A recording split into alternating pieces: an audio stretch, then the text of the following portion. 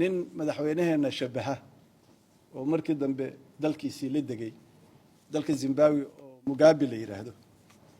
ayaa dalka iska yeeshay sida hadda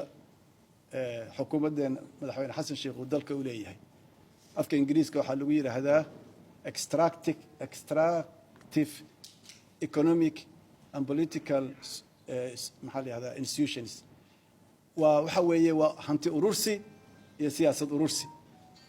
hanti urursi wax kasta oo dalka ah waa gadanaya madaxweynaha iska leh iyo qofkii uu isagu u garto siinayo siyaasaddiina madaxweynaha iska leh baarlamaankii hay'adihii iyo wixii la mid ahaa Mugabe ayaa saa ku sameeyay dalkiisa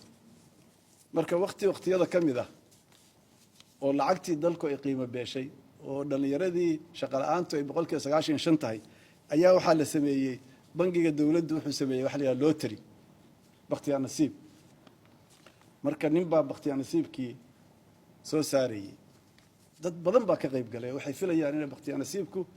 uu baqtiya nasiib yahay qof inuu helo ninkii markuu soo saaray baqtiya nasiibka tigidkii lagu guuleysanayay $100,000 weey waxa helay Mugabe baa helay Robert Mugabe madaxweynihii dalka ayaa lotterygii wixii kale oo dhan uu yeeshay awal dhulkii uu dhacay dawladdii uu dhacay wasaaradihii uu dhacay dalkii hal xisbigu ka dhigay saamku soo xusuustaa waxa dalkeena ka jira madaxweynaha xisbigiisa waxa kamid ah baarlamaanka waxa kamid ah madaxweynayaasha gobolada kale waxa kamid ah ra'iisul wasaare qof kasta kamid ah dhaca iyo boobka iyo waxaas hadda doorashada madaxweynuhu qofka iyo codka uu ka hadlaya waxay u dhigan tahay lotterygii uu helay Robert Mugabe waa doorasho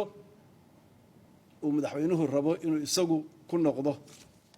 madaxweyne ku sii joogo ama waqti ku dheeraysto